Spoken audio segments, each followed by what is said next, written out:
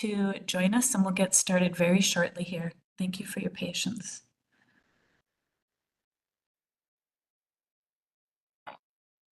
Hi, Leah. Curtis Buman here. Just want to confirm that my audio is working. Yes, Curtis, I can hear you just very fine. Thanks.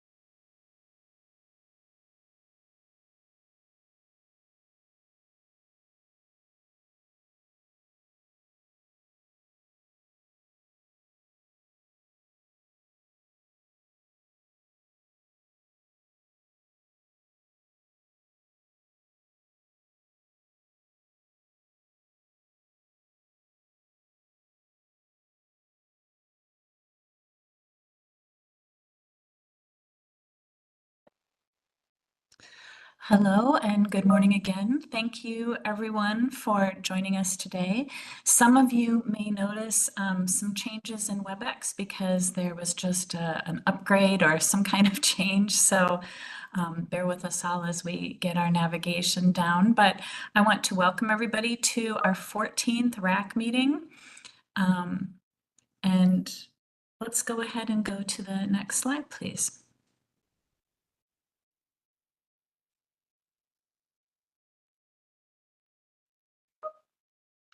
There is a live caption link there, and there's also the option to select captions within WebEx today. So you should be able to access those if needed. We can go to the next slide, please.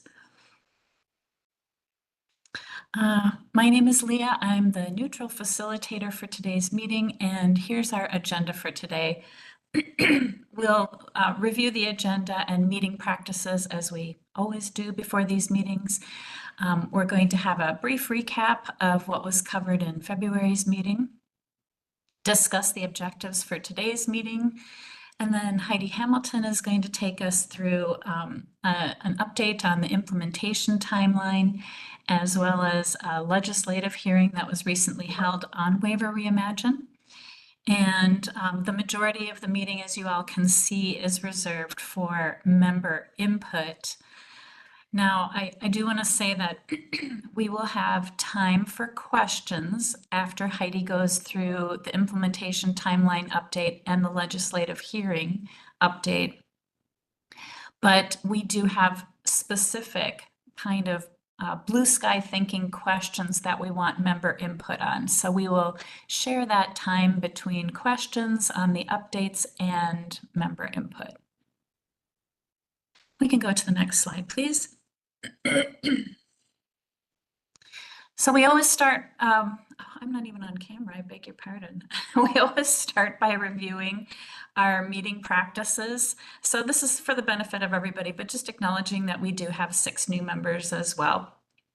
I'm not going to read all of these, but some general rules of thumb to ensure that we have smooth meetings and respectful of everybody. When you do share with the rest of the group, if you could reintroduce yourself and the perspective that you represent. Stay focused on the agenda item if we can to keep the meeting flowing at the pace that we need to cover everything in it. And if you can try and share your main thoughts early when you're sharing, that usually is helpful. Be respectful, everybody's opinion counts. And then we can go to the next slide, please.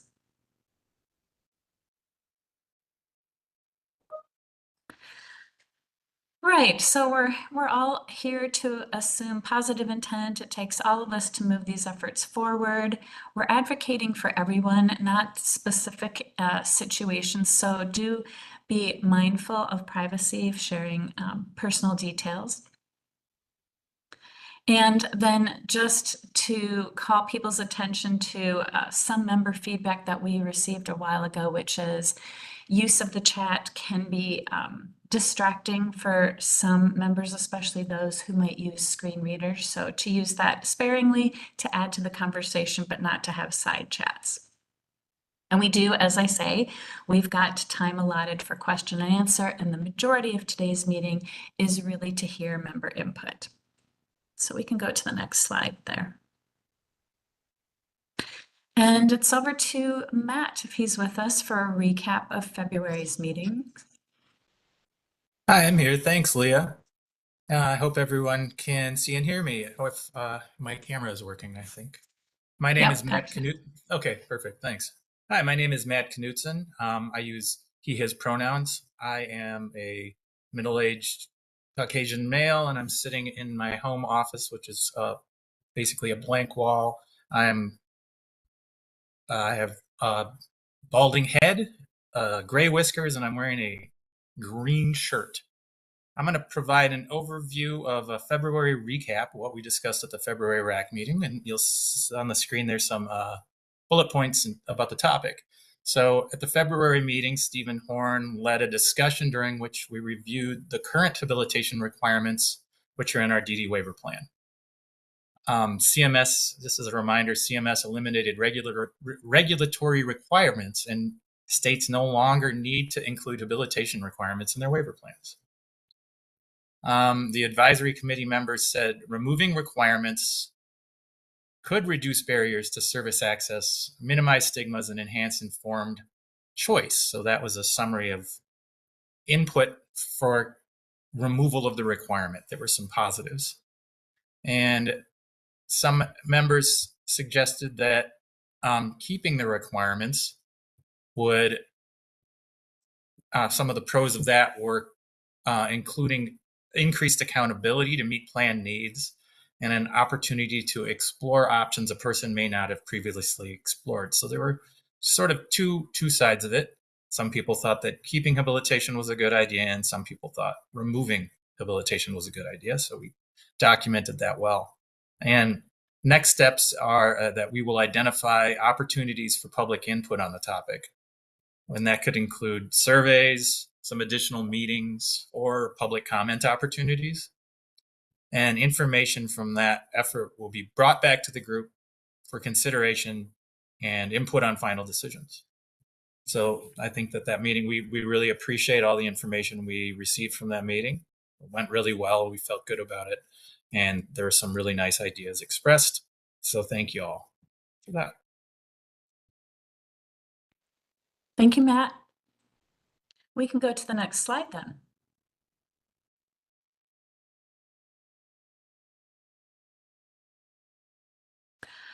So this is to help track some of the input of RAC members, especially as we have new members joining us, but acknowledging that this group has been going on for longer than 2 years now. Some of the work that RAC members have done in the past and tracking the next steps for that work. So you can see that here. Oh, did somebody have a question? All right, just some feedback then.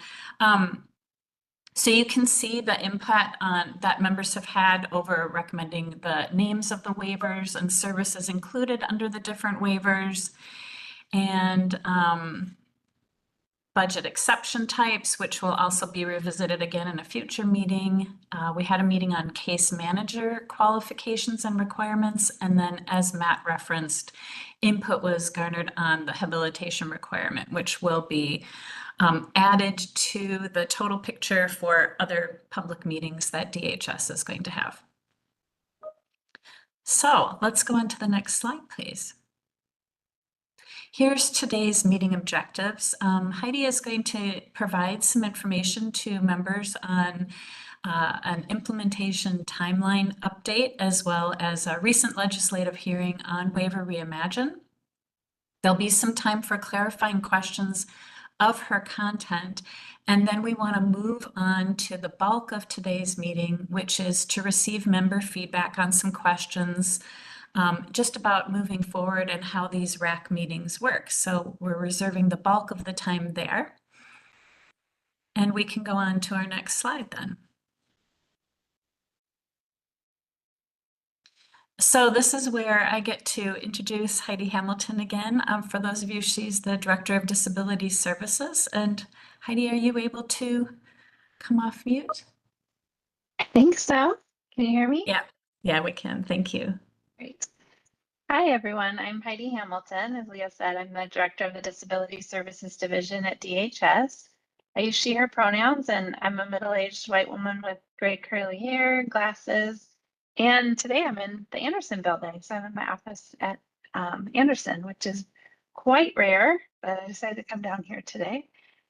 I wanted to update the group on the implementation timeline for Waiver Reimagine. As those of you who are current or who have been members of the Waiver Reimagine Advisory Committee know that I've spent some time since I came into this role meeting with some groups of you and hearing some concerns you have about the project, things you're excited about the project, and a lot of people had mentioned the timeline and concerns about the timeline. And I want you to know that we've heard that feedback, and then also we need to make sure that we're doing this project right and we're doing it in a way that makes sense for people. And in order to do that, we are having conversations internally right now about a delay for the implementation of Waiver Reimagine. A lot of this is due to the delay of the MinChoices implementation, which was delayed due to input from a variety of community members and making sure that the new MinChoices revision tool is rolled out in a way that makes sense for the community, makes sense for counties and tribes and lead agencies. And so that process is going on right now, and it's going really well. The plan right now is for full MinChoices implementation to be this fall. By October, everyone will have their MinChoices assessments happening in the new MinChoices system. So the impact that that has on Waiver Reimagine, I'll go over now. Our current implementation date for Waiver Reimagine is January 2026. We want to make sure that as we're moving from an aggregate budget methodology that we currently have for the disability waiver programs to an individualized budget methodology, that we are using the most up-to-date assessment information that we have available to us. And so we need to make sure that we are giving sufficient time to make that happen, to have all of the data that we need, and then to give ourselves the time to recalibrate the individualized budget framework that was created in 2019. And I know that many of you have that because you've referenced it in meetings that I've had with you about concerns that you've shared that those numbers created in 2019 are not going to be sufficient to meet your needs or your family members' needs. And we completely recognize that a lot has changed in our whole system since 2019. There's been a lot of rate changes and just differences that need to be taken into account.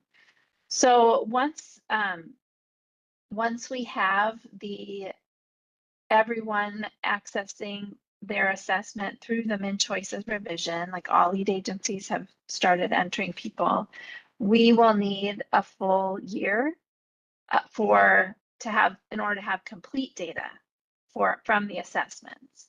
So what that means is that would take us to, assuming that the MinChoices revision continues on the track that it's been going on with the phased implementation, that would mean that by October 2025 is when we would have the full 12 months of MinChoices assessment data in the system. And then we at the state need about 18 months in order to recalibrate all of the individual budget ranges and the framework that was created in 2019 with the more updated assessment information. So that, if you're for math people out there, that's 30 months from the complete launch of MidChoices. So that'd be help me math people, 2.5 years from this October. We are not at a point right now where we're ready to say a new implementation date because there's a lot of factors that go into that. This MidChoices implementation is one factor, but there are other things as well.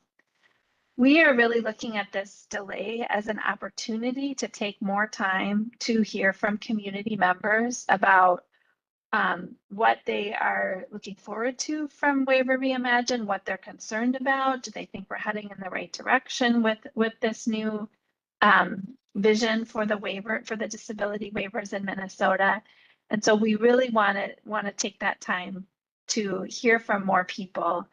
The Waiver Reimagine Advisory Committee is one group that we meet regularly with to talk about this project. And we also want to have the opportunity to reach out to other community members that we haven't heard from and talking with them about the changes that will happen with Waiver Reimagine and making sure that everybody's voices are heard as we go through this huge system change project. It'll also give us time to revisit some of the policy decisions that that we've been going forward with and trying to decide if that's the right direction to go. As I said, we don't have a new implementation date, but just wanted to make you aware of these factors that are impacting when Waiver Reimagine will be launched. I know in several of the meetings that I had this fall and earlier the past fall in 2023 and then earlier this year, people were concerned about rushing and moving into things too quickly. And so I just wanted you to know that those inputs were heard and that we are really trying to take a step back and make sure that we're doing this correctly. I think we can go to the next slide. Mm-hmm. And then I also want to acknowledge that there was a legislative hearing held on Monday, March 18th at 3 in the afternoon. I was not there. I was at a Olmsted meeting that was occurring at the same time, but I did go back and listen to the hearing. And Natasha Merz, our assistant commissioner, was there and heard the testimony that was shared. And I really want to thank people who were on the RAC Advisory Committee and other community members who shared your thoughts about Waiver Reimagine. And it's always great to hear what people are thinking, what people are concerned about, so that we make sure that we're listening to those voices. And I encourage those of you who didn't watch the hearing or weren't at the hearing or new members from this advisory committee to go back and take a look at that, because I think that'll help you understand some of the concerns that people on this committee and others in the community have about the Waiver Reimagine project going forward. So I know that we had shared that link in an email that we sent out, and then also it's here in the PowerPoint for you as well. So I think go ahead. Yeah, I was going to say thank you. I think we have a slide in case if anybody has questions, clarifying questions for the information that Heidi just gave, before we move on to asking some different questions to open up the discussion. And they're all relatively linked given this opportunity and the longer time frame. There's time for more member input, which is the focus of today's meeting. But does anybody have questions on the information that Heidi just gave? And if you do, you can raise your hand. Hopefully that function is still there. We know when there's changes, things might look a little bit different. My hand is raised. This is Phyllis Reller. Oh, go ahead, Phyllis. Maybe you can find my hand and so that you I can see see it if now. there's I see other it now. people. Yeah. This is Phyllis Reller, and I supervise disability services in a couple of small counties in west central Minnesota. I am also the parent of a young man who has been on CAC at one time and CADI at this time. So I come at it from different perspectives, and I just had the opportunity to listen to the hearing, and I really appreciated sharing that. And it struck me as I was listening to some of our partners here on this group that some things need to be clarified from my perspective too, because am I supposed to describe myself? I'm sorry. Only if you want to, Phyllis. It's just for the benefit of people who may not be visual, and you're not on camera anyway, but it's up to you. Yeah, I'm just an old lady who is getting ready to retire in July. Don't But say anyway, just. what struck me was, you know, as I was listening and hearing the number of people that have had the Newman choices, so it's not even related to RAC. Some of the things that we've been experiencing here, we are fully on with 2.0, but there are times that we have to look at the printout and what comes out into the screening doc, and we're shocked by how different it is from before, and that it really didn't capture what they believed fits in those categories. So we've actually had to manipulate some things to ensure that things are working okay. And I started thinking, as we're talking about needing that time to evaluate Min Choices 2.0 and how it's going to impact Waiver Reimagine, I think that really talking to counties about what they're having to do and making sure that we don't even start collecting that data or start recalibrating until after all of the fixes are done and everybody can say, yeah, it seems to be working. So I just wanted to add that. So thank you for your time. So Phyllis, just so I get this right, you didn't have a clarifying question, but you were just sort of talking through what you heard Heidi say, correct? I want to be sure if you had a question that we got that. No, I did not really have a question. Other than maybe I should ask, are you planning on waiting till all the fixes are done and you've checked with all counties that they're not having to make their own fixes first? I think a lot of our discrepancies between counties comes from like in every field, in every business, way too much turnover and losing staff, experienced staff, and having people who maybe aren't as experienced as they could be in assessing. So, I mean, it's every business that's in everything that's in business right now is experiencing this, but so training and time to really get to know the system and making sure the system is really working and functioning the way it should be before we start calibrating, if that makes sense. Heidi, is that part of the plan? Yeah, Phyllis, thanks for that question. We do have funding that was allocated from Min Choices to really look at the inter-rater reliability and the validity of the tool, which will be happening as more and more people get into the system. We have heard some feedback specifically around the CDCS budgets and changes made to the CDCS budgets that lead agencies weren't anticipating. Person's needs didn't change that much. So we've been going through a process of really analyzing what's behind that. Based on the information we have right now, we haven't been able to say, oh, it was this one question that people misinterpreted. It seems to be different things that people are experiencing. And so we are doing that now as it's rolling out. But I definitely want to make sure that with as this ties to Waiver Reimagine, that we are using good data, that we're making sure that the data is good and that we're not basing our new budget framework on data that's not good data. Thank you for that, because I don't believe it'll be fully functioning and working super well this October just because everybody's on it. Yeah. Thank you. So just, I do see Lisa, Mary, and Rosalie all have clarifying questions for Heidi about the information she delivered before we move on to our main question of the day. So Lisa, I see your hand up next.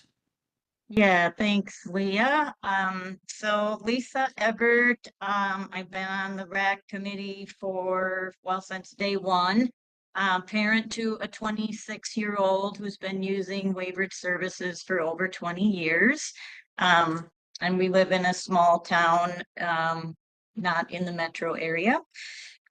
Okay, so one, if members of this committee have not listened to all of that legislative session, or at least even the last half hour, I think it's required. It was the most important thing that I think has happened since we've launched. Some very important direction and clarity was given by the senators. So I think we have to be putting that at the top of our minds as we move forward. I look at it as it really is going to reshape and transform how we move forward, which also just ties into what Heidi just talked about with timeline changing. Because we have new members and maybe even old members that don't remember, but when we started in our very first meeting, I had said for clarification so that I could understand where this committee is to focus and spend our time. I asked almost 2 years ago, what is considered a done deal as we kicked off this committee? And that 2-waiver structure, we were told, was a done deal. And we have learned so much since then about waivers as a whole and how to fit into that box of just 2 waivers. And then we have our legislative committee meeting on March 18th. And I just want to thank to no end Natasha Mers for saying not once but twice that that's not a done deal. She is willing, DHS is willing to look at that structure first and foremost, because I think, and I will speak for most RAC members, we have struggled with that from day one. We have mostly struggled with that 2-waiver structure around where you live being so critical, yet doesn't make sense. And we have also struggled with the budgeting. And so I just see this as a wonderful opportunity to show that we're all in this together. We've listened to those senators. We need to take those 2 steps back. And I am, again, just so thankful that Natasha said what she said, and she's willing to truly work together. And I'll put it on Heidi going forward, because I know you're more ingrained to what's going on than Natasha, but it's just, that was such a huge moment. And I think where we're headed next needs to be, for all of our benefit, what is that background? Why was it 2 waivers? Why was it structured that way? And in part, that is old information. I mean, we go back to the consultants chiming in.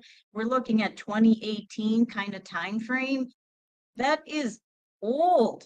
A lot of life has changed. And so I know we're touching on that, but I just think all of us need to take that responsibility and listen to that legislative session and really take it as a chance to get it right. As Senator Hoffman said, we all have put in so much effort here. DHS has done an immense effort to educate us and guide us to where we are today, but we've got to get it right. And that's what we want. And to be very honest, I've always felt like our charter and our guiding principles, we are failing Minnesotans because we're not meeting that. And we keep hearing that and seeing that, but now's the time to act. So that's what my input is. Thank you. Lisa, I just want to be sure, since this was a time for clarifying questions, did you have a clarifying question for Heidi? Because I thought I kind of heard something about I think the question in there is, for all of our benefit, can we go back and understand that history of how did the 2 waiver proposal happen and why was it considered a done deal when we started this whole RAC process? So can we revisit that and understand why that was so important? Because now maybe it's not, according to Natasha. I can say that I think we can have that conversation, right? We do have, so I listened to the hearing. I know what Natasha said. I know what the senator said, and I absolutely agree with Senator Hoffman that we need to get this right. We don't want to do this huge system change and not have it be right. DHS is operating under the current legislative authority, which says create 2 waivers. And so if there is an interest in changing that, then that would need to happen with legislative action. DHS isn't able on our own to say, we're not going to create 2 waivers, we're going to do something different, because that's how the legislators directed us to do. But I know from that hearing and from other conversations I've had with them that they are interested in hearing, is that right? And I think you're absolutely right, Lisa, is that we were in a different world in 2018. We all know that. The whole world has changed since 2018. And so I think it is something that we can definitely talk about why that was the recommendation by the department in 2019 for the 2019 legislative session to create 2 waivers, and we can talk about whether that continues to make sense. But as far as the authority that DHS has, the authority we have right now is to create a 2 waiver system. But as I said, I know that the legislature is interested in hearing, is that really the right direction to go? And maybe 2 waiver, you could say 2 waiver maybe is the done deal part, but defining them is not. And if I could, I want to roll in the attention that there is growing concern and valid that the 2 waiver structure that we talk about today, being based on home or licensed settings, it misaligns completely with Olmsted, and it does violate state law that says we want to have independent and your own home first. That I forget what the policy is actually called, but I'm just concerned that as a RAC member, nobody wants egg on their face. And so if we're also going down paths that are misaligned with Olmsted, which is incredibly important, and it may even violate law because we're not setting that stage in waiver structure and budgeting structure, sends a loud message that we have no importance on choosing your own home first. So I want to just weave that in there too, and I'm throwing that out mostly for our newer members that haven't been in lots of different conversations around this in the past. So again, I just look at this as a major transforming moment, and I look forward to continuing it. But yeah, all of our input here today, I just think this is such an exciting meeting to hear how we move forward and have that best foot forward and make the change that we all want that is positive. So thank you. Thank you, Lisa. I think some of what you said, I want to be sure that we capture that in the main part of today's meeting when we're kind of asking for people's ideas too. So I'm saying that so that our note taker can highlight that, but also you may want to you may want to repeat that when we ask those questions later today too. So thank you for that. So we've got 3 more clarifying questions for Heidi before we move on to the main bulk of today's meetings. And I see Rosalie, Kelly, and Polly. Rosalie, you're up next. This is Rosalie Eisenreich. I am Strategic Initiatives Director. Oh, I'm sorry. I can't. I'm not sure we're hearing you. Or was that maybe? Hello. It was very faint, Rosalie. I could kind of hear you Are a you little talking? bit. Yeah, try it again. Can you guys hear me now? It's quiet, but yes, we can hear you. Interesting. Okay. Well, I will try to speak up very loudly. We can hear you now. Okay, yeah. Okay. The new webinar system's kind of wonky. Rosalie Eisenreich, I'm with Southeastern Minnesota Center for Independent Living, People with Disabilities, supporting people with disabilities. I'm the Strategic Initiatives Director. So I'm here in the capacity as a disability advocate from the professional setting. I have threefold questions.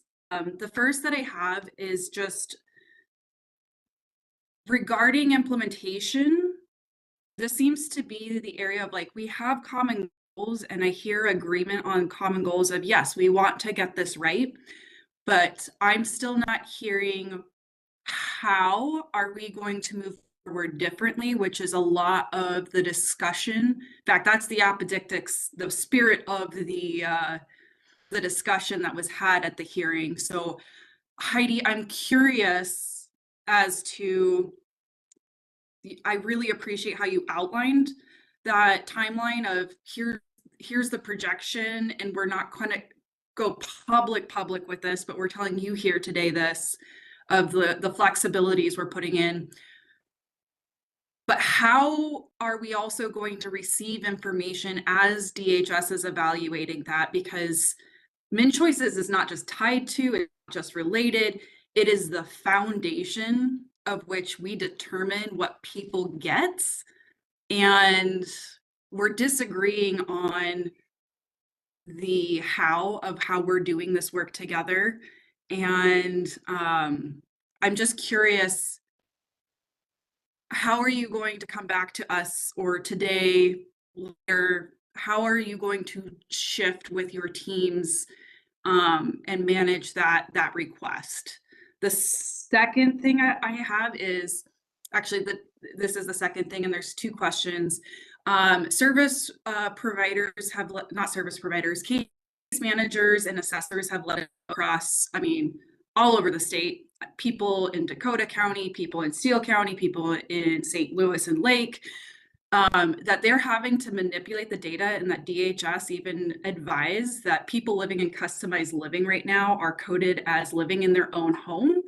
And with these workarounds, such as this one that has come to light, how is that going to affect the data when we talk about own home versus residential setting? And we're building right now Waiver Reimagine off of this data, and we're already making all sorts of caveats that are going to affect that outcome.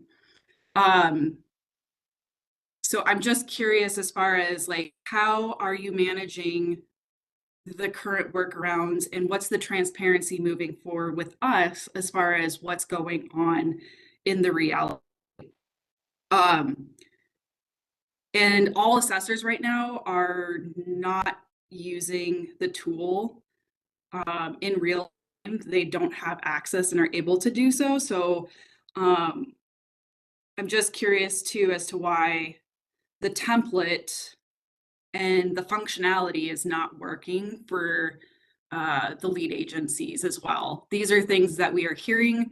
These are things that, you know, as we're networking, we're talking and we're trying to get info and feedback from the full community, that we're hearing this.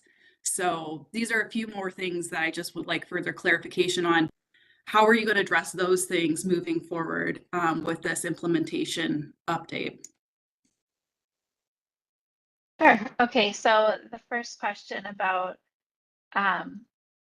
how will we be keeping you all informed of policy decisions and as we're moving forward? That's a big part of this meeting today, is to really hear from you all what you need from us.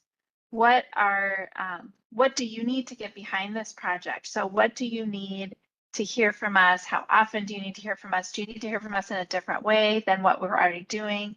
That's a big part of what this meeting is about today.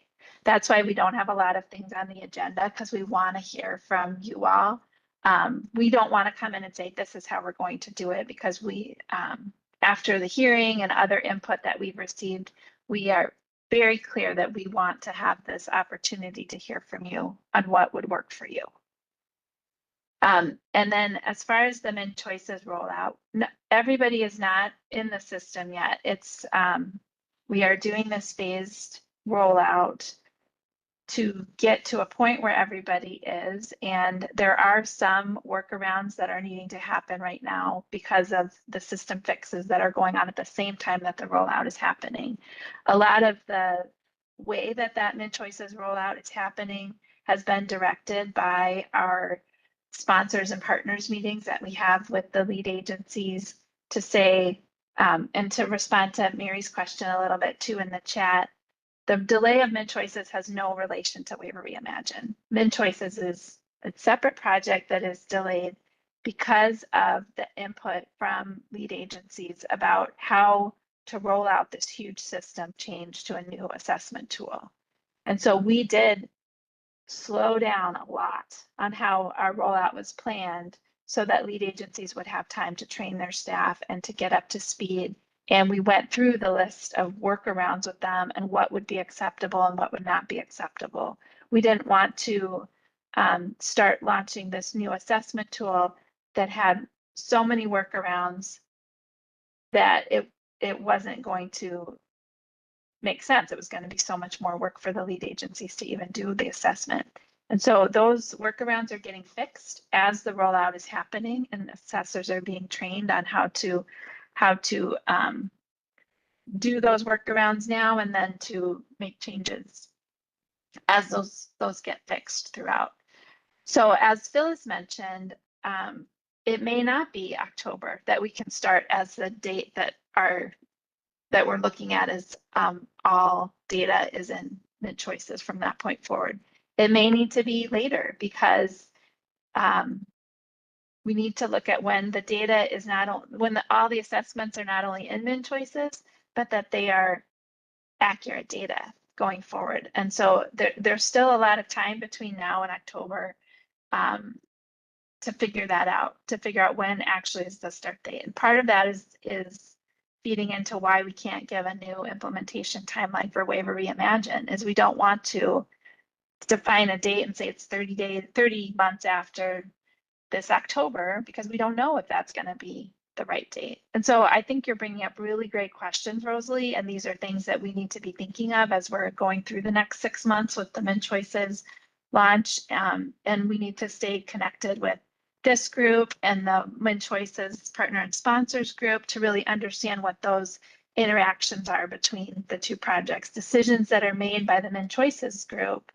And it's not just the sponsors and partners, there's also system governance group, which is made up of people within DHS and our external partners as well that are making decisions on how the fixes are rolled out in conjunction with how the implementation is rolled out. So really having a good connection on that, making sure that there's understanding that any decisions that are made about that have an impact on the Waiver Reimagine project going forward as well.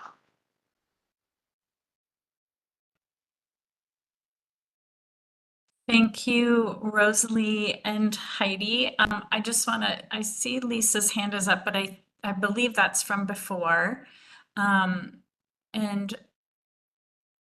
So next we have Kelly. There was another hand up, but I don't see that anymore. Kelly, do you have, Yes, I do have a clarifying question. Please go ahead. I have a couple. Do you want me to ask them all first, or would you like me to ask them one at a time to look for the answer? I prefer one at a time, if that's Thank you. Okay, so I was able to attend that hearing on March 18th, and it was really helpful for me. I heard Senator Abler say that not only was DHS supposed to consult with RAC, but we are supposed to work together collaboratively and almost partner as we make these recommendations. And so I would like to know, to set the tone for today's meeting, is that the plan? Are we going to, because you're getting our feedback in meetings, but I don't personally see a lot of our feedback being implemented. So I want to know if, as we go forward, are we really going to be collaborative and are we truly partnering? Yes. Okay, wonderful. So then when we recap meetings, like say when we recap today, when we come back in 2 months, we should see an outline of some of these really important things that we finalize today or suggest? Yeah, definitely. I think today, I don't think we'll be finalizing anything. It's really an opportunity to hear from you all, from all the members of RAC. So I don't think there'll be any decisions made today, but we should be able to keep track of this feedback and can circle back on what's happening with that feedback. Okay, well, just an example, like if we are going to be a committee of action because we're rolling this out, like a decision, you just kind of said, yes, you're going to be collaborative. Yes, we're going to be partnering. So that's a finalized decision from what I'm hearing. So I guess I'd like to see this is what was put into action as we go forward. So we're all clear on that. So thank you. The second question, I know we, because of the legislation, we have to work with the 2 waivers because that's what it is right now. But as we have it set out, because of the data that was put out by HSRI in 2018, where we're looking at the 2 waivered systems of community versus corporate setting, it's very clear that it costs more to live in a corporate setting. It's not so much to live in a community setting, it's less. But the concern is we've sort of flipped the thought on that. Instead of thinking we should be doing everything we can to keep people in the community because it costs less money, we've sort of decided, well, not we, but it was decided that the corporate setting would get more money. And that's what we've said on this meeting over and over, is that people who currently have very high needs, maybe caddy people, they're really worried they're not going to be able to stay in the community. So do we have the opportunity? Because I heard both Senator Abler and Senator Hoffman, like maybe we need to take some step back and start from scratch. Can we agree that it would make more sense to base the 2 waivers off of people's needs, not based on where they live? Because as it is right now, the same person could have 4 different budgets, whether they live an adult who lives independently, an adult who lives with a family, an adult who lives with community residential services, or an adult who lives in family residential services. That's the same person with the same needs who's going to get possibly 4 different budgets. But if they want to stay in the community, the budget's going to be about this big compared to if they go into corporate, it's going to be a lot more. So do we have the opportunity? The question is, do we have the opportunity to relook at the whole foundation for what the 2 waiver system is based on?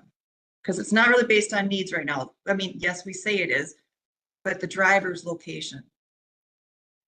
I think that's definitely some of the input that we want to hear today. The input from you all on what makes sense for you for a 2 waiver system. That's also in line with what I heard a lot in the individual meetings I had with people. I know I heard that from you, but I heard it from other people too, about questions about why the 2 waiver system was structured the way it was. And originally, the reason it was structured that way is because the thought was there could be limits put on the provider controlled waiver and allow more growth in the individual supports waiver in a way that we can't do right now with everything all on 1 waiver. So that was the original thinking behind it, but absolutely we can have conversations about that. Thinking doesn't make sense anymore, and here's why.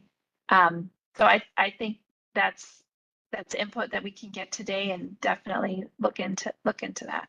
Okay, well, I appreciate that because that would be my input, and that would be something I would like to see suggested, because I feel like we are sort of laying this foundation that's very unsteady. And in these meetings, we're a house that's picking colors for different rooms in the house, but we're not really fixing the foundation of the house that could crumble at any time. So I would like that as my input, that we consider basing the 2 waivers off of people's needs, not based on where they live. So thank you for that. The third quick clarifying question is, there had been a time when we were told in this meeting that MinChoice 2.0 and workforce shortage were out of scope of practice. But I'm really happy to hear you say and validate that the MinChoice 2.0, which is the driver for people's budgets, because it is not working right now. I'm very happy to hear you say that you're going to, put some waiting time on that. But I guess my concern with that is, can we bring that back into the scope of the conversation? Because it directly affects how the budgets are. Like, I feel like we've sort of made this decision, like we're going to make Waiver Reimagine fit the tool, but really the tool should fit what we decide as a group that is important for us and for the people that are using the waivers. So can we bring that conversation, can we bring MinChoice 2.0 back into the scope of Waiver Reimagine as we make decisions? I think just for clarification, the launch of Waiver Reimagine 2.0 is a separate project that this group doesn't have oversight of, but there can be connections. So to your point, as we move forward with Waiver Reimagine, and if there are ways that the MinChoices needs to ask questions or to get information and that will inform individual budgets as a result of this project, that's absolutely in scope. But with the Waiver Reimagine moving to the revision is a whole new computer platform, and just moving to that is what I think when we talk about MinChoice's revision, that's what we're thinking of. And so then this project doesn't have an impact on moving into this new computer system and getting all the assessors in the state trained on how to use this new computer system and doing assessments in it. But it absolutely does have an impact if there are questions that we think need to be added to the MinChoice's revision. That's absolutely in scope, I think.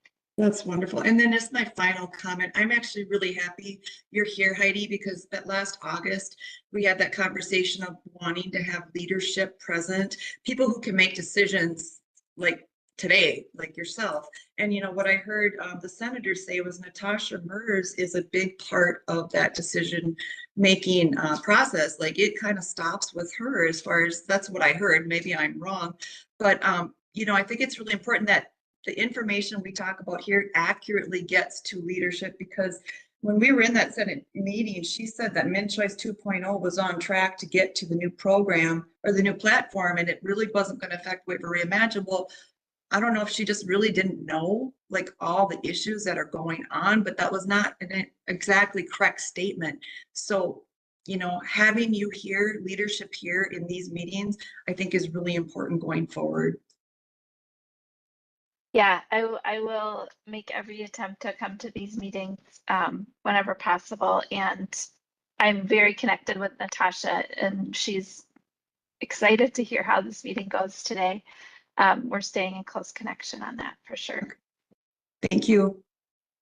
Thank you both. I do want to just do a little time check. We have about an hour left, and we do have more questions to get to, which is very much, Kelly, around some of the things that you were saying. We want to hear those, but I see two people who have clarifying questions for Heidi, Polly and Charlene, and then we do want to get to that discussion, which is asking members, how do you want to do this? So if you have comments about how you want this to move forward, maybe think about saving those so we can accurately capture that in the latter part of the meeting. But if you have clarifying questions, Polly and then Charlene, if you can come off mute.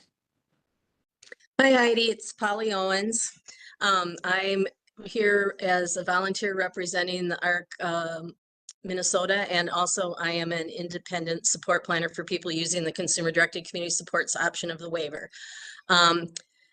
Based on the discussion so far and what you've said, and maybe you can't answer this, but do you believe DHS would be in favor of legislation to change it from a 2-waiver system to some other iteration, perhaps 1 waiver based just on the person's needs?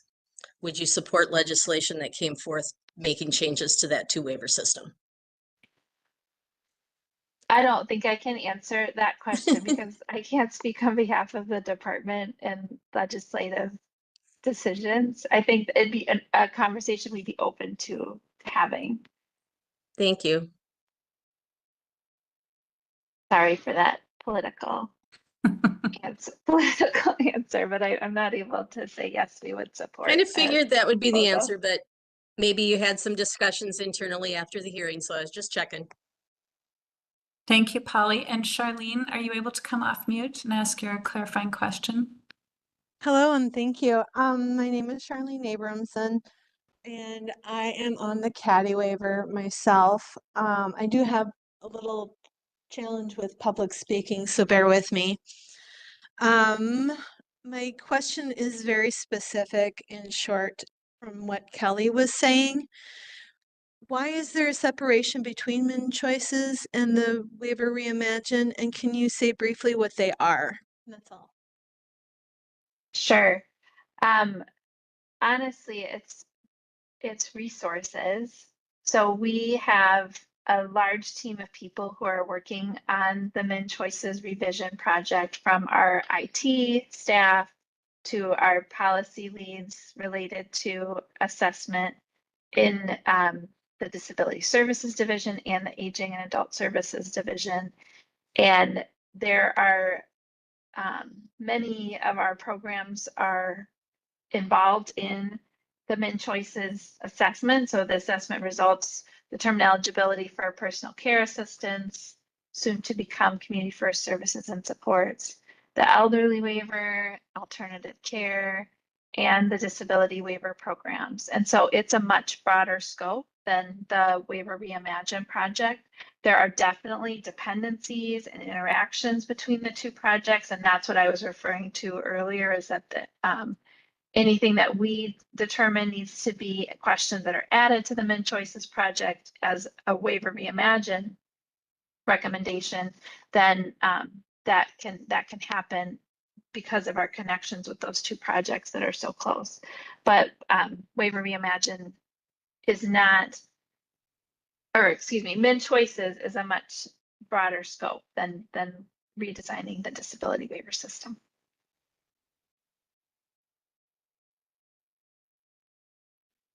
Charlene, did that answer your question? I'm gonna say no, but I'm gonna move on because of time and just listen and see if maybe the answer reveals itself later. Otherwise, I can follow up later. Thank you. Okay, thank you. And Polly, was your question answered? I want to be sure if any other clarifying questions are here while we have Heidi here, that we're able to ask them. Otherwise, we're going to move on. And I think the conversation is already moving on to how people would like to see these efforts, given a longer time frame and more time to work together. What do we need to think about, anticipate, and include moving forward? So Heidi, thank you very much. And for those who asked questions, and everybody for listening, thank you for your time and expertise. And I'm going to say, let's go to the next slide.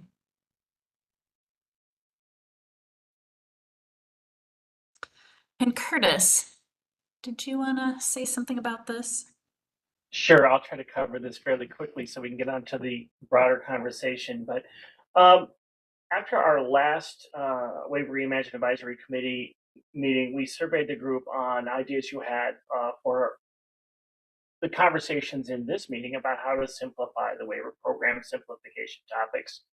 And by the way, I failed to introduce myself. I'm Curtis Buman. I'm a manager in the Disability Services Division. I have blonde hair, blue shirt. I guess I could call myself middle-aged still, but it's a pleasure to be with you here today and enjoyed listening to the questions you had. But again, we had feedback from 6 people. The feedback we got on simplification broke into the topics. I'm not going to read out the individual bullet points here, but there's some process-related, budget-related, and more general topics. But you know, the elephant in the room is that we had a legislative hearing after this meeting, and we've had some substantial reconsideration of the time frame for implementing Waiver Reimagine, which kind of opens the door for, I think, Leah, you called it the blue sky kind of questions that we're going to get to next. So these are important. We want to document and capture the feedback we got here today. And our suspicion is that we'll be augmenting that with a conversation that's more open and has more possibilities as we move forward. I think that's all I have to say on this. So, did I miss That's great. anything? Thank you. Yeah, thanks. Thanks. And then we can go to the next slide. And I'm not sure if somebody from DHS is going to speak to this, but in light of sharing the information that came from surveys, this is also a slide summarizing previous member input on future discussion topics that was held in October and other meetings where we had discussions very similar today, where we open it up and say, what would you like to see? What are you curious to learn about? What questions do you still have that this group could address? So does anybody else from DHS have anything more to say on this slide? So we're holding the space to say any input is always carried forward in our process. And this slide and the previous slide, which summarizes the input from 6 members here on program simplification topics, is all being held to move forward. And then if we go to our next slide, today's member feedback questions are, and we can go to the next slide. So this is what we typically call blue sky thinking. It's sort of like if you had a magic wand, what does an ideal Waiver Reimagine process look like, and how do we get there? So given the fact that there is a shift in timeline, it allows this group to pause. We've had a roadmap since day one with topics that people want to hear and learn more about in order to make decisions and provide input to DHS moving forward. But given that there's more opportunity now, we're pausing today to ask members, well, what does that ideal process look like? How would you like to use that greater amount of time? So this is open to your interpretation and response. We will be listening. So this is where you can say what you'd like to hear. If there's a specific aspect that you'd like to learn more information about, you can give that. If there's a process issue that you'd like to do something that we haven't tried before, that's what we're looking for, is your ideas. Now, Charlene, I'm not sure if you raised your hand again or if that was up from before, but for those who would like to give your input, and we do want everyone to be able to give input, we also appreciate public speaking isn't probably everybody's favorite thing, so we welcome if you prefer to give your input via chat, you certainly can do that. So thank you, Charlene. So I'm seeing Trisha and Rosalie have their hands up, so we'll start with those and we'll keep going. We've got about an hour. So Trisha. Hi, everyone. Thank you. My name is Trisha Bresbine, and I am a middle-aged white woman with medium length blonde hair. I'm wearing a green shirt, and I am sitting in my office today. I'm the parent of a waiver recipient, a 14-year-old boy with developmental delays. One of the things that I've been doing in my professional work for several years is a very concentrated work on family engagement at a systems level, stakeholder engagement at a systems level.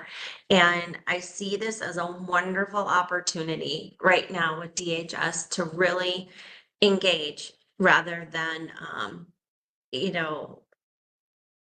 do the kind of, well, we checked with the stakeholders. They say it's okay. The way we did it, it's fine. It's good. We got that stamp of approval. I think what we're really hoping for as a group is a partnership, a way to authentically partner to create something that is going to be the gold standard in the nation of how to do this. We have a lot of potential here in Minnesota, the way we run things and how well we've done and how much we value citizens with disability. Always a long way to go, but we are doing some things that are really positive.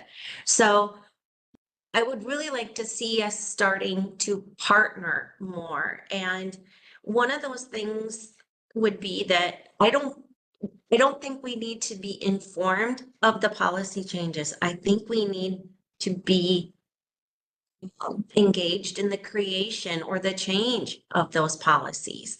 I don't think it's as pertinent to worry about how you're informing us of things as it is to think about how we're making those decisions and how we're coming to those conclusions.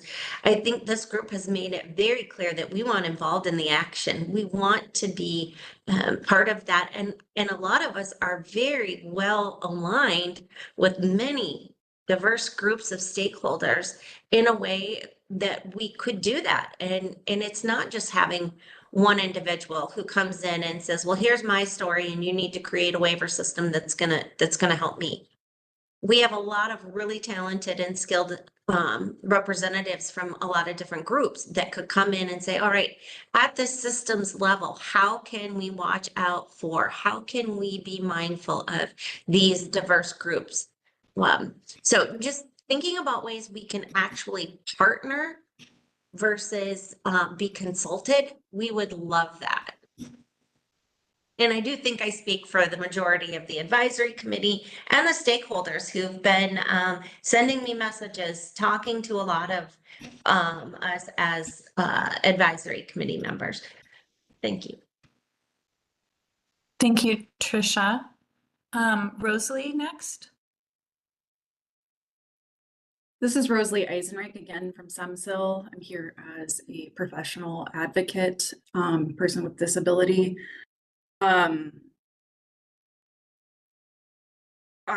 The question, Leah, that you posed, like, I'm gonna flip it on its head, and this is I think like it answers the question, but it also flips how this meeting was even framed and the agenda was put together. The agenda was not put together in community. It was created by DHS. The question that you ask is, how can we move forward together in partnership, or how can we move forward? What do you want?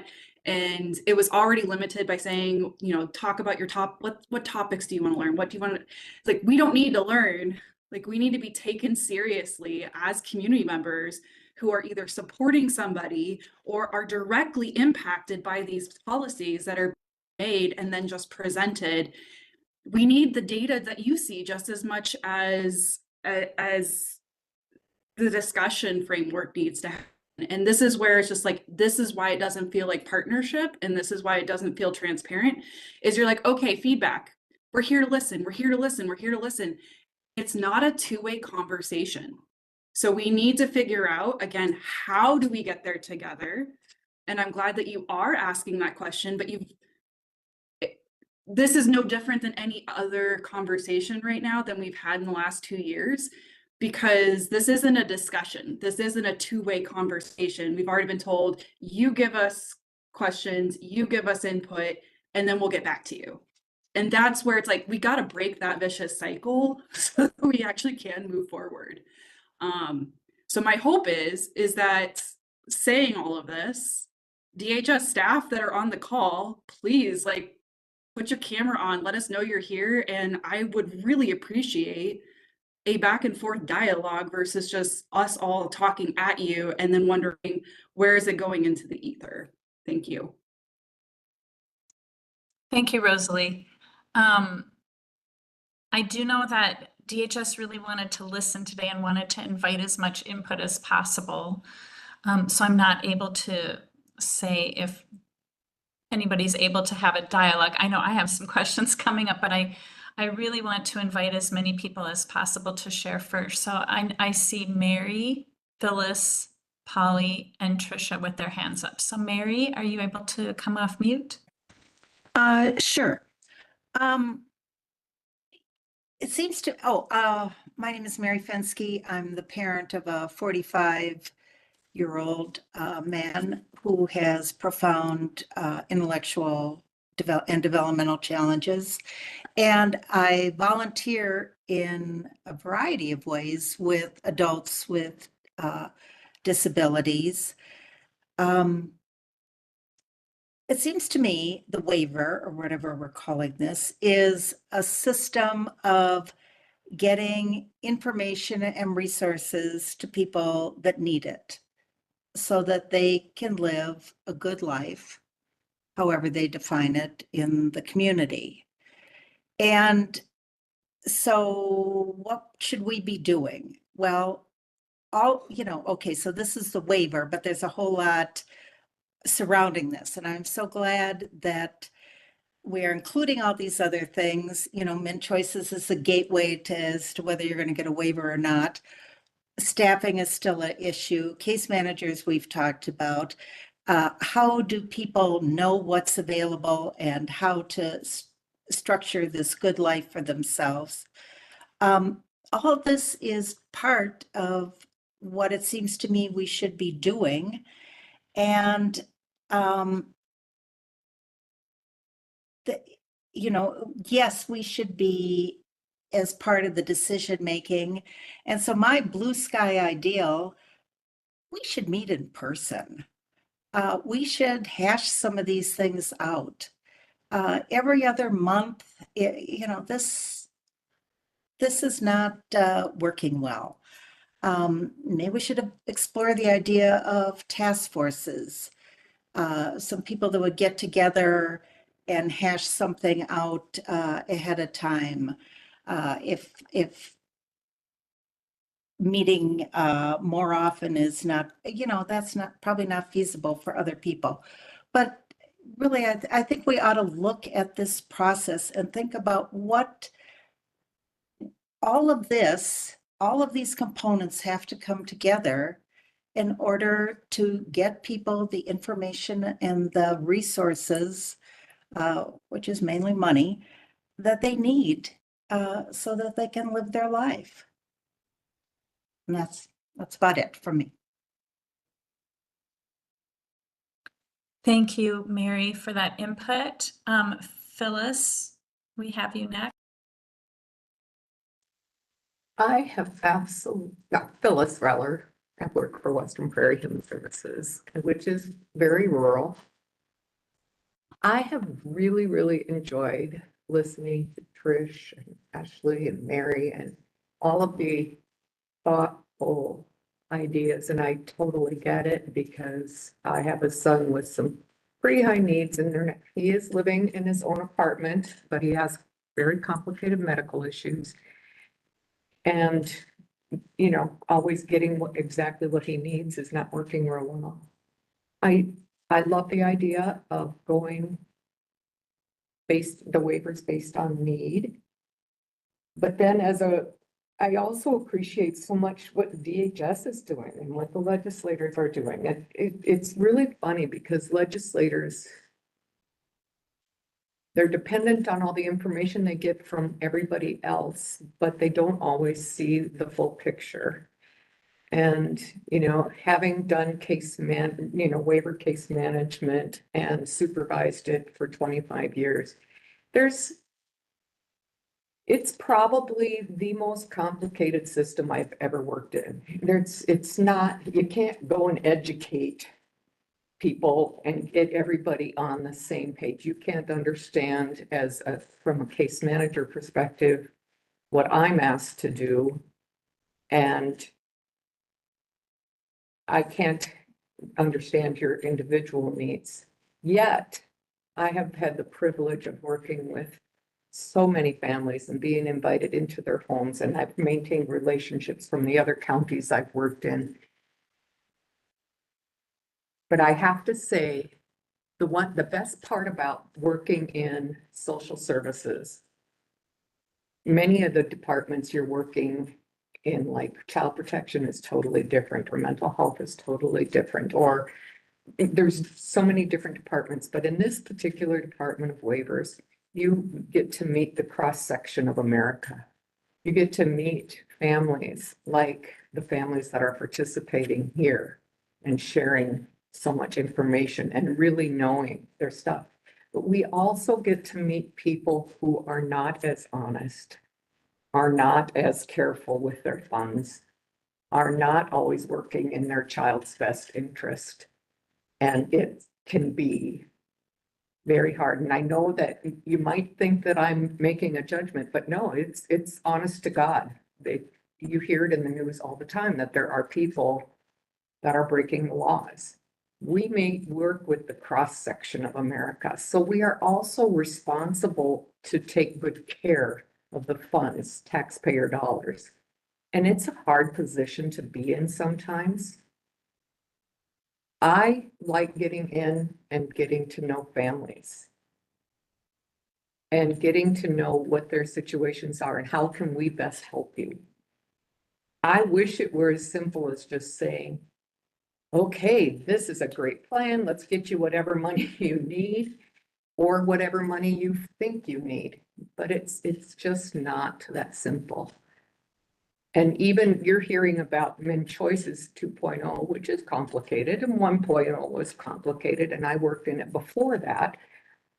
But then the 4 waivers, and then under each of the waivers, 20 or 30 services, and all of them have rules. And then there's things outside of the waiver that people can be eligible for as well. So, okay, I'm rambling now, but what I want to say for me is to continue this kind of partnership. Make sure we're hearing everything, but make sure everybody's operating from, on an equal footing. Now, you may never know all the details of the waiver stuff or the other services that we provide or all of the types of families we work with. But, if I can share that with you, that can give you some background. And then I need to know all of these other things too. But we have to be partners and we have to hear each other and we have to recognize that not everybody's coming at things from the same angle, which is a hard thing to take in.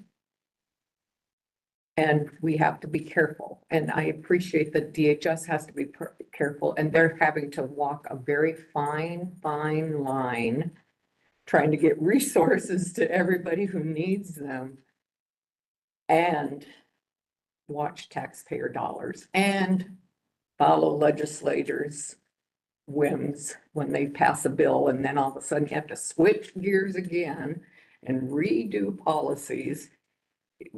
It's very complicated, and that's why I appreciate that we have this kind of setting. And if we really take the time to listen to people and to share equally, we're going to get a lot further. I mean, we have to hear the people that are receiving, we have to hear DHS loud and clear, we have to hear the legislators, we have to hear the people delivering the services, and we have to hear the case managers and assessors. And we have to hear each other and respect each other. So that's my thing. I mean, as a parent and a soon-to-be retired social service supervisor, thank you. Thank you, Phyllis. Yeah, I just want to reiterate the joys and the challenges are equally matched there. Having a diversity of perspectives is the goal. And then it's also the challenge too, right? But that's why we're here, is to hear all the sides. So thank you for that. Next I see Polly, Trisha, and Heidi. So Polly. Hi, Polly Owens. I'm an independent CDCS support planner, and I was asked to volunteer for this work group by the ARC Minnesota. And I think we're going about this planning process in the wrong way. I have a lot of experience doing individualized person-centered planning and facilitating groups. And I would like to suggest, because I know there are people within DHS who could do this, that somebody facilitates a path planning process, which is a person-centered planning process, but it's also a process that businesses and agencies can use to see where they want to get and then work their way backwards, or some kind of a different type of planning process, because all the person-centered planning processes work collaboratively. That would get at that issue of us working as a group as opposed to DHS and the rest of us as it's perceived now. Everybody's on equal footing. We could develop the agenda together. It's a good way to come to consensus. Once decisions are made, like this is something we need to work on, then you'd have a work group or a task force that takes this particular thing and works together and then brings it back to the entire group. I agree with whoever mentioned things before that we meet in person periodically, but we've been doing this for 2 years and I haven't seen much momentum. And all those processes are very dynamic and involve all the players equally and always come up with things. Everybody has buy-in. It would be a great way to revitalize things, in my opinion. Thank you. Thank you, Polly. Next we have Trisha and then Heidi and then Lisa. Trisha? Trisha, coming from the perspective of representative recipient, I echo a bit of what Polly said, but none of that is actually new. We know how to do this. There are some best practices established in engagement and partnership. And some of those characteristics of what true partnership looks like. I mean, this is the how. Polly gave us some ideas there, you know, co-creating agendas. Honestly, if we are equals, we come to the table as RAC members, or maybe even a select group that determines this should be, you know, they're representing it at a higher level, come together equally. They have equal say. Nobody's consulted once decisions are made. It's a collaborative decision-making process, from agenda to meeting time and format to policy. And the way that, you know, you can do that and truly demonstrate that partnership is a priority is, you know, and here's my magic wand, you know, that stakeholders are co-leading or maybe totally leading this committee, that they're making impactful decisions together with DHS and having those critical conversations that I feel like we're just now starting to, you know, break the shell on a little bit. We would be compensated for our expertise. I appreciate any effort that is done for that, but my expertise is definitely outside of this realm, compensated at a much higher rate. So just thinking about the different ways that we can truly partner and treat people as equals and really demonstrate that we're committed to working together. Even the listening, this isn't necessarily how you would facilitate this if you truly want to take action and allow us to be equals in the process. That said, well, I think it's in my best interest and everyone's if I don't address what Phyllis said right now. So I will save that for later. Thank you, Trisha. And I do know that for me, just listening, I do have some questions around specifics for people. So if you're able to elaborate on what something looks like or how true engagement might work, I think that can be helpful to hearing as well. And we do have time to come back to that. And I think Heidi, who's up next, is actually coming back to a previous comment as well to ask more specifics. I could be wrong there, Heidi, but Heidi and then Lisa and then Sue. Yeah, okay, so I want to thank everybody for that has that's not right, who has spoken so far. And Rosalie, thank you so much for pushing back to say you don't want to provide feedback, you don't want to provide input, we want to be co-creating. I really appreciate that. And we did take down the slides for this part so that we could see each other and have this conversation together. So I just appreciate that pushback. And I would like to hear specific ideas of what that looks like. So I know Mary gave some ideas and Polly did, and Trisha, thank you.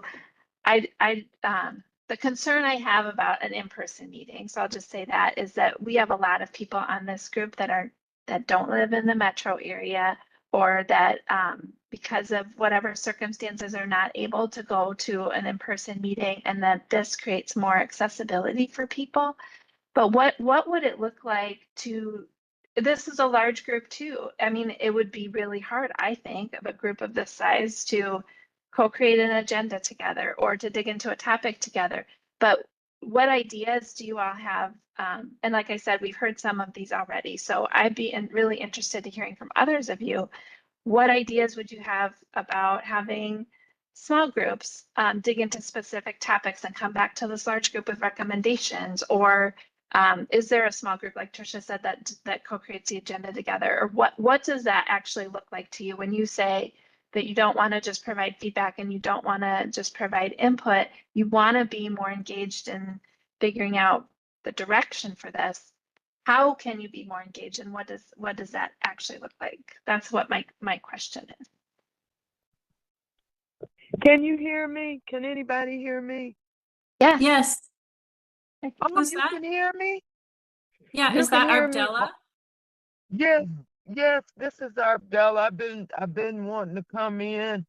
Um, um, I hear you. I heard what Rosalie was saying and a couple of others about uh persons being able to have informed choices and live life as it is. And the lady with the son that's 45 years old trying to uh adjust and compensate to the the new program, the new waiver system. But I'm not hearing anything about those senior citizens with disabilities. People such as like myself, I've been recently diagnosed with cancer on top of multiple traumatic brain injuries. I'm a person who receives on the waiver services, and I have been, and I have a lot of help in this program. My life is dependent upon it, and right now, with this integration into the Waiver Reimagine and then re-diagnosed and a new set of disabilities along with the ones that was already there. I'm just, if anybody got any feedback or anything on that too, while, we're asking for information and what these things look like that you're suggesting. And I won't take up any more time, but I've been trying to chime in ever since Adrian helped me, and that was quite a while ago. But I'll listen now, and I appreciate it if I could hear something on that. Thank you. Thank you, Ardella. I don't know if we necessarily have responses to questions, but I do know that one of the intentions after this meeting is to take a good look at all the input and where there may be a response needed to prepare something to bring back to a future meeting. So thank you so much, and it's good to hear your voice, and I'm sorry to hear what you're going through. The next hands up I see are Lisa, Sue, and Chad. So Lisa? Yes, so Lisa Everett, again, a parent of a 26-year-old that's been using the waiver for over 20 years. So my 2 cents of one piece of doing something differently moving forward that might help us feel like we're all in this together. I'm always one that likes to go back to our charter, go back to our guiding principles. That's just how my brain works. I always find myself saying, why are we here? What is our point? What is our purpose? And in that, if you look at the first page of our charter and our objectives, is collectively RAC is working on decisions that are going to get presented to the legislature. Does that legislative report exist yet? I mean, we're in year 2, but we certainly are 2 or more years away from any kind of presentation. But does that report exist already? And has it been gathering this 2 years of work? That's a question. And if it doesn't by chance, can we put some focus on that going forward to help us feel like the train keeps moving in the right direction? What's been decided? Did we vote on it? What's behind us and old news that we agreed on? I hope that makes sense, but I feel like we've always lost sight of collectively, we got to present to the legislature someday and ultimately federal approval. What does that working document look like?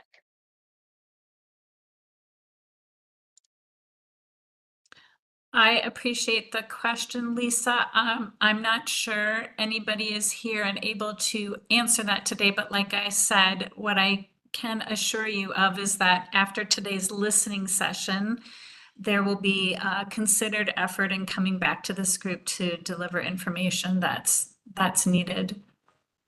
So thank you. I will of course open it up if there's anybody who can comment on that, but I do want to just call on Sue next, and then Chad, and then Pat. Sue? Good morning. My name is Sue Mackert, and I am in charge of a day and employment service provider in southeastern Minnesota, primarily Rochester. And I have been listening for 2 years, like everyone else, and really appreciate this group. I appreciate our diversity of thoughts, etc. I appreciated receiving from DHS the link for the March 18 Senate hearing, and I kind of regret that I wasn't there. I have some contrary thoughts, but I listened very respectfully to those testifying, and as well as the straightforward responses provided by DHS professionals.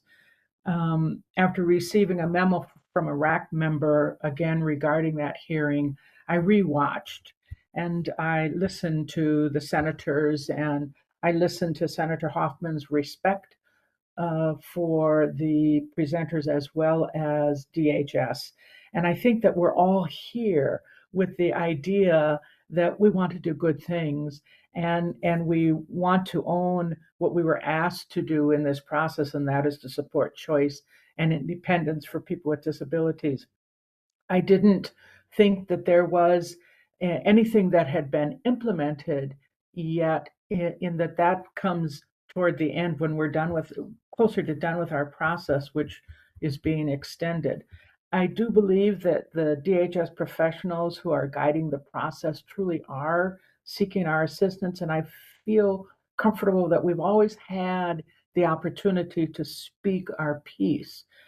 In regard to the question at hand on how can we make things better, it was clear to me in listening to the session that there are individuals who disagree with the direction we may be going and how we may be going about it.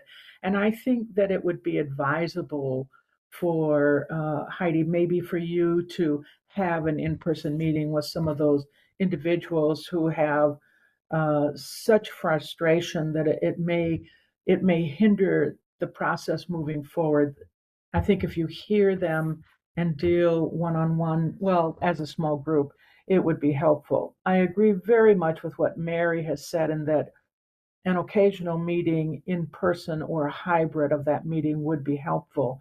And I think that what I learned from the Senate hearing, because I don't feel the same way, is that if there are major issues that individuals on the group have, that perhaps breaking into some task forces so that these issues can be resolved and brought back to the committee with recommendations or expertise, it would be very, very helpful. Um, I have been a change agent for many years, and I understand how government works. I'm respectful of legislators, but understand that we don't want legislators creating this. We want legislators to feel assured that the end product they receive has been done with great thought, extreme involvement, and is factual. So I think that we're all on the same page. We're just getting there differently. And obviously, those who have greater history have some issues that need to be addressed. I just set aside, when I joined this committee, I set aside the previous work. I don't mind the two waiver system as long as it works in the end for what it is we're trying to do. But if that needs to come back to the forefront, then allow it to come back so that we can move forward as a full group and accomplish what we need to. And again, I say that so respectfully of every single member. That's why we're here. We all have thoughts. And again, when I joined, it has nothing to do with day services. It has to do with the end user. How do we make it better for those individuals? How do we make certain there is full community integration and that case managers are on the same page, and that choice and independence truly are our end result. So that's all I wanted to say. Thank you. Thank you, Sue. I appreciate that. And while we're not responding to everything today, I do know, I can just assure you that after October's meeting last year, when we opened the platform for people to say more of what they wanted, and when Heidi came into her position, I do know that she did offer herself for one-on-one meetings and had several of those with several members here. So I just want to assure that that process was offered, is offered, and is going on. So thank you very much for that perspective. Just a time call as well. We've got about 24 minutes left, and we need a few minutes for our wrap up. And I've got Chad, Pat, Curtis, Kelly, and Charlene with their hands up. So Chad, can you come off mute? Yep. Hi, my name is Chad Wilson. I'm a supervising attorney with the Minnesota Disability Law Center, and I have a lot of clients where I help them access waiver-based services. I have shortest brown hair, a short brown beard, and I have a blurred background. So first off, I just want to say I appreciate everyone's comments today as far as trying to think of next steps where have more of those opportunities for input and feel like the time we spend on this is leading to good outcomes. And so I mean, it seems a lot of the comments here today are really focusing on we want to make sure the system promotes more own home living environments and to allow that community inclusion. And similarly, I agree with the thoughts on maybe we do need to roll this back a little bit, take a few steps, go a few steps back to really look at this again.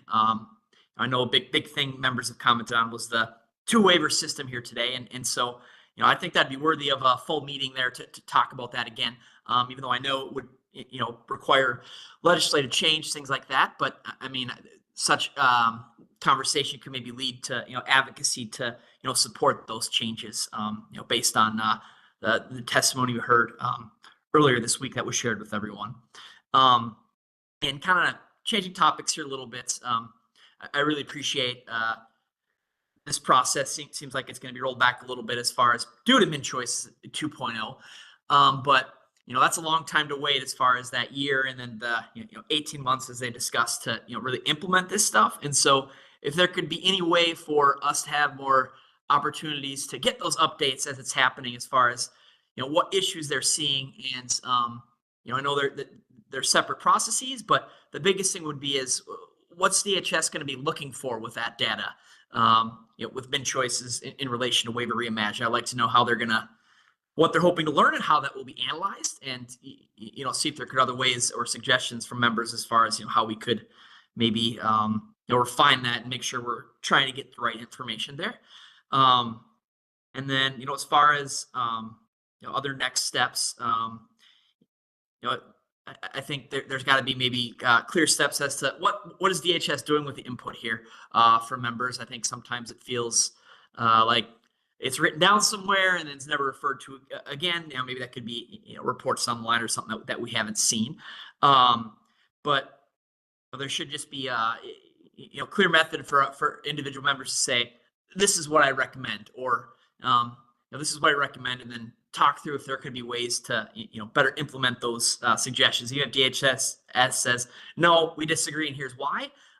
Still give that opportunity for conversation. So those are kind of a few different things there, but I just wanted to make sure I highlight each of these things, as we go through with the meeting. So main thing, I do think it'd be great to have the opportunity to talk about that two-waiver system again, because I think that's a, big sticking point for a lot of these members. So thank you. Thank you, Chad. Just a quick clarifying question from me. So we do have a slide that tracks all of the member input and where it currently is and when there's updates to that. Is that doesn't work for you? Or I just wanted to hear, because one of your recommendations was to track that. So I guess it's, it's tracks, but then, sometimes it's not clear if it's going to be an ongoing thing or not, or if it's just, this comment was provided here. I guess there are times where it's, if an item kind of reaches its end, that'd be helpful as well. Just because there are some times where, I know there can be ongoing greater issues, but just maybe a little more information about steps that are being taken on those specific comments, if that makes sense. yeah, thank you. I appreciate that. Okay, in our last 20 minutes, we've got, oh, sorry, I think Sue and Chad have gone, so you can take your hands down if that's okay. Pat, Yep. Curtis, Kelly, Charlene. Pat? Okay, yeah, hi, Pat Wright. I am over middle-aged, darkish hair. I have been on a waiver. I've been on CDCS since 2007 and traditional before that. My son is in a small group home, and that's been true since oh gosh, well, 4 years before. He was in a lot of hospitalizations before that, mental health.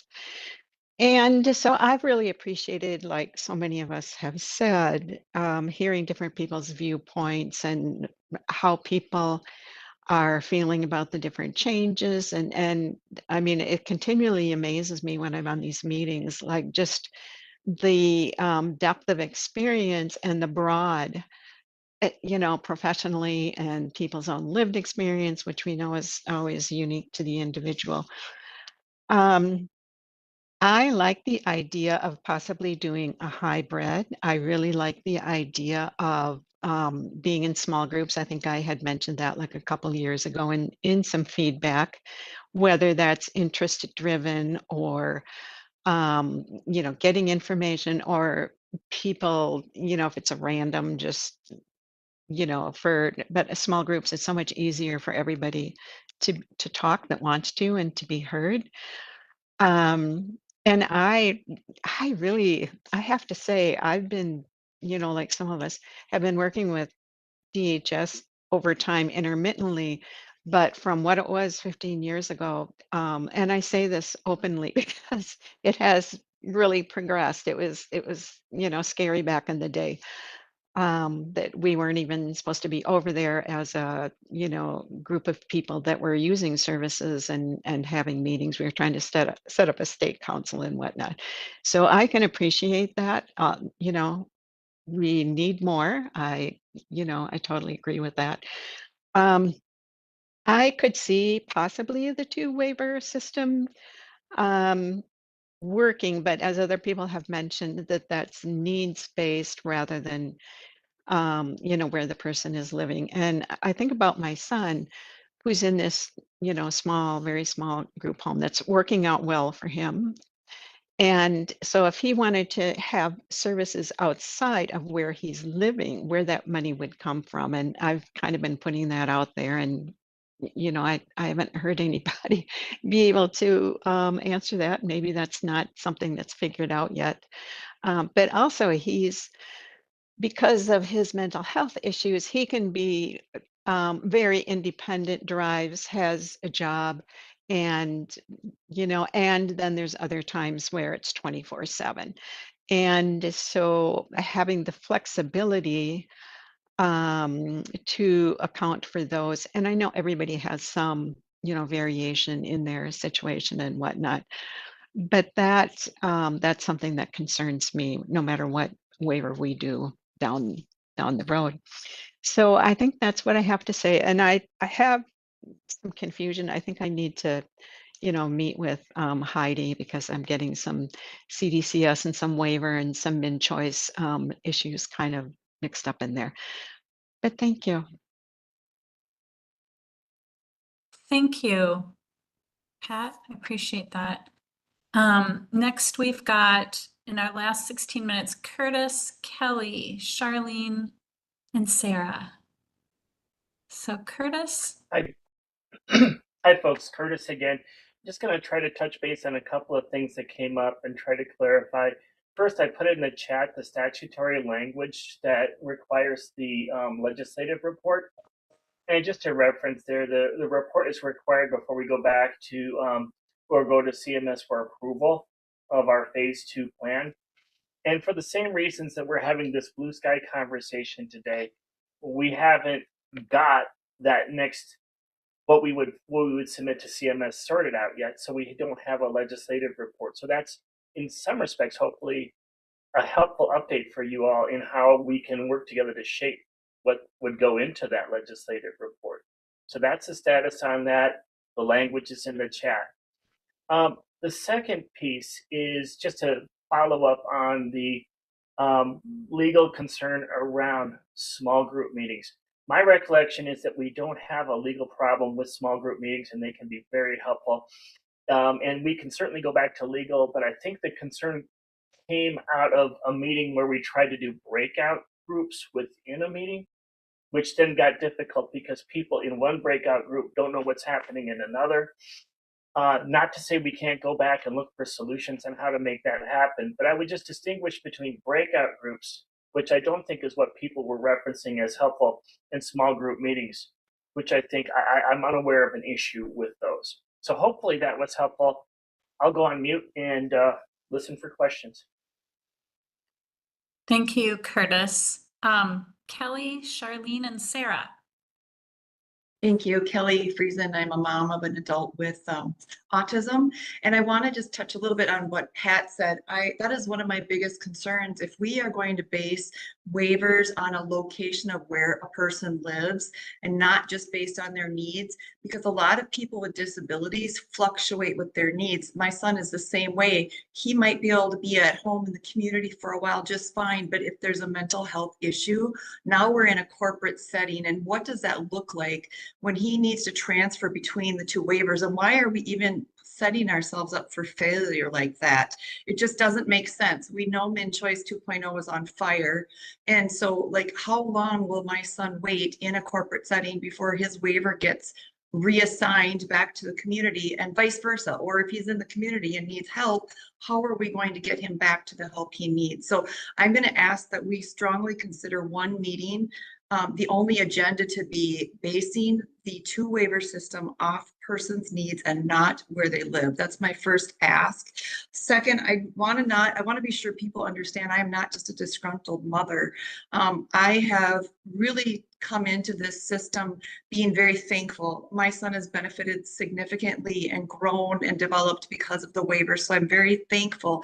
For us, actually, CDCS is working very well, and I'm actually frightened of what's going to happen with the changes, as are other community members, but it doesn't matter just what I think. So I've reached out to other community members as a RAC member over the last year and a half, 2 years, and have asked other people what they're thinking. And so the feedback I bring to this meeting is not just my own feedback. It is representing other people with disabilities, other members who just have shared that they agree the waiver system needs to be simplified, but we've got to do it in a way that makes sense. And even Natasha said at the Senate meeting that we need to be sure the community wants it. Like whatever we decide here, we got to make sure it works for people. And so as far as going up the chain of command, many of us in these meetings, and I'm telling this for the new people especially, we've gone up the chain to the command. We've had the meetings with Heidi. We've had people, you know, we've done the right steps. And so when people don't understand, well, why are you reaching out to legislators? Because this needs to be a team approach. You know, the legislators assume everything we bring to them. We've done our homework, and everything that we bring to them on paper means that the community wants it. And they need to be assured that that is really what's happening. Thank you, Kelly. Charlene, and then Sarah and Zania. Hello again, this is Charlene Abramson, and I go by she, her pronouns. I was taking some notes, and again, forgive me if I'm a little discombobulated, but I'll keep this short. I have 4 points I just want to make heard. And let me say first, I want to give a big thank you to the DHS for these waivers. I depend heavily on them and their services. I agree with Kelly that I'm sorry, I didn't say I'm a PADI recipient. I also am autistic. And I want to echo what Kelly said about that these that the waivers should depend on needs, not area, because they fluctuate, and it's a mirror of the successes I have from these services. And I may move and the services could change and go to a new area. So again, I think it should depend on the service needs and not the area. My second ideal is to have a combination between the traditional waiver and CDCS. And number 3 or 4 is to have the assessments facilitated with MinChoices and the agencies that budget and order our services, because there's a disconnect there. And just in general, with the Department of Human Services, it's well known that paperwork and requirements for, like, say, example, the MA renewal packet. The packet I got was incorrect, and I had to finagle and figure out my own way to make sure that the services weren't disconnected, because it would have had a domino effect in all of my services if if my MA wasn't renewed correctly. And I do know, I did watch a committee that there is, I think, a bill passed to reevaluate the paperwork. So I'm just saying, basically, that communication really needs to happen. It's almost like the left foot doesn't know what the right hand's doing. And I had one other point. I think I will just move on for time's sake, but thank you very much. Charlene, thank you for sharing. If you do think of your other point, please put it in the chat or raise your hand again if we can get to you. So we've got 8 minutes left, and we've got Sarah and Zania.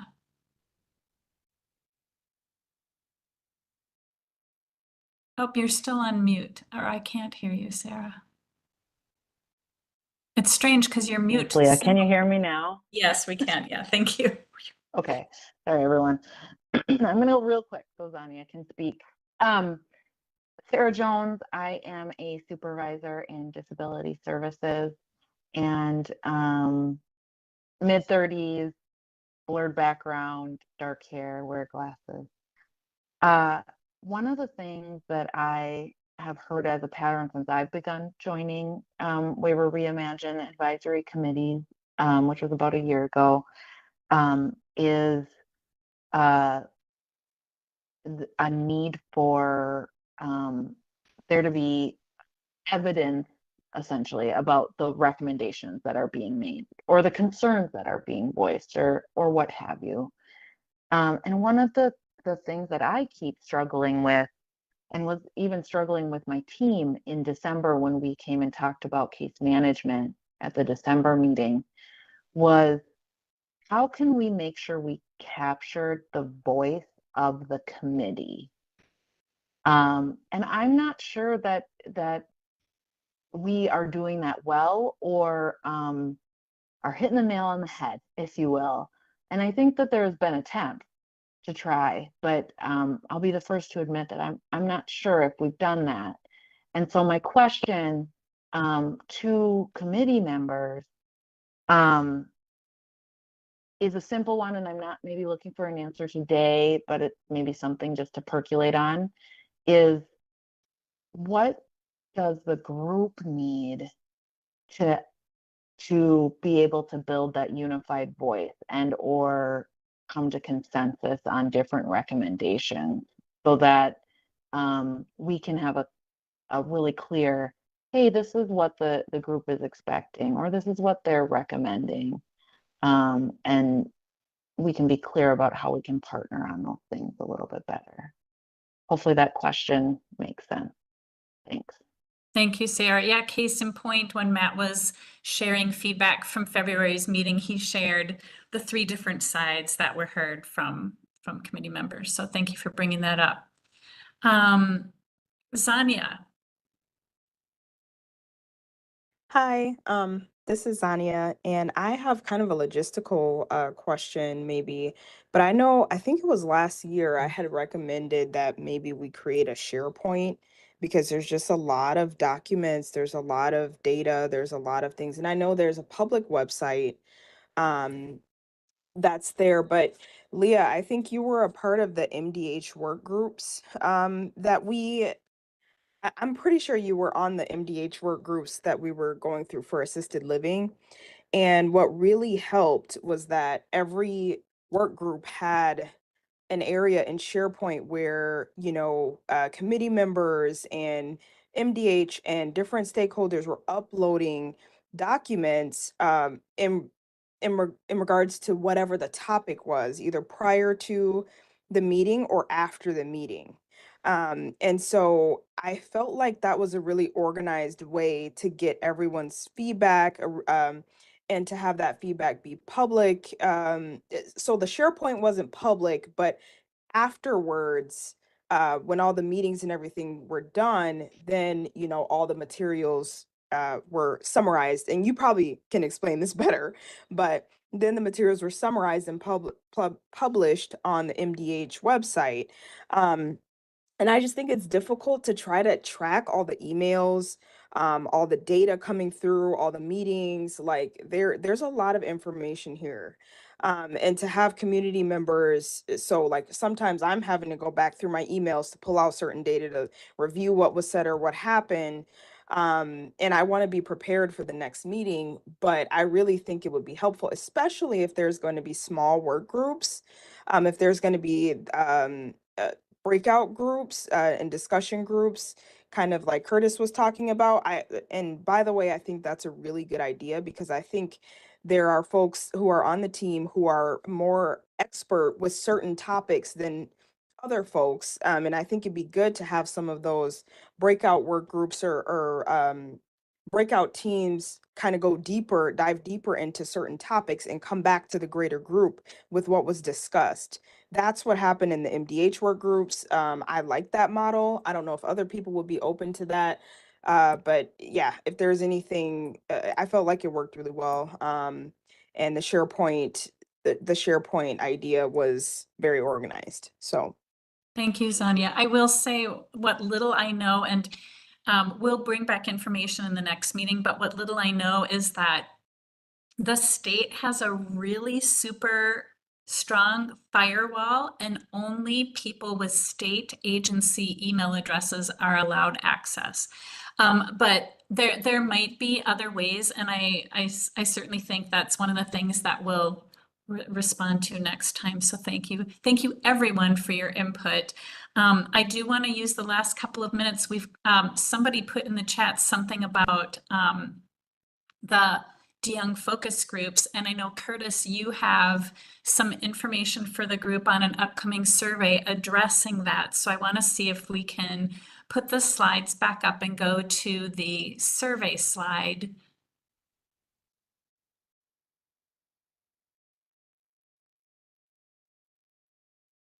I am here just waiting for the slide. Curtis Buman here again.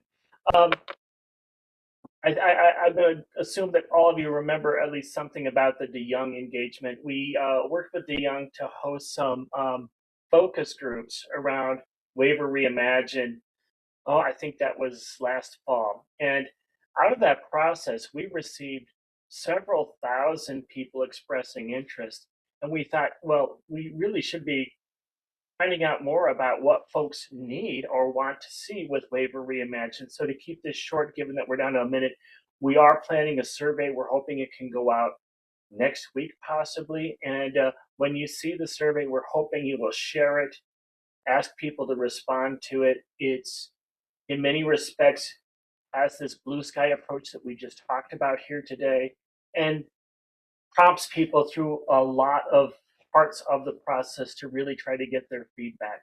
So just wanted to put that out there to folks and get your support in helping. assure that we get people responding and build and layer on the feedback we're getting from the community. Thanks. Thanks very much, Curtis. And the next slide is detailing our future meetings, which is June 27th and August 22nd. I do want to acknowledge that there were several people here today that we didn't hear from, but to let you know, I think we might have one more slide here that your feedback is always welcome, and that there is an email address, which is waiver.reimagine@state.mn.us. The feedback received there is always taken into account for meeting planning and responses, information that members are looking for from DHS. So please, if you had some thinking after today's discussion, please continue to submit that. Thank you, everybody, for your feedback. This will help inform future meetings. We'll continue to ask for your input on future meetings and find new ways to do that as well. And I hope you have a great rest of your day and week. Thank you all for your considered input today. It's appreciated. Thank you.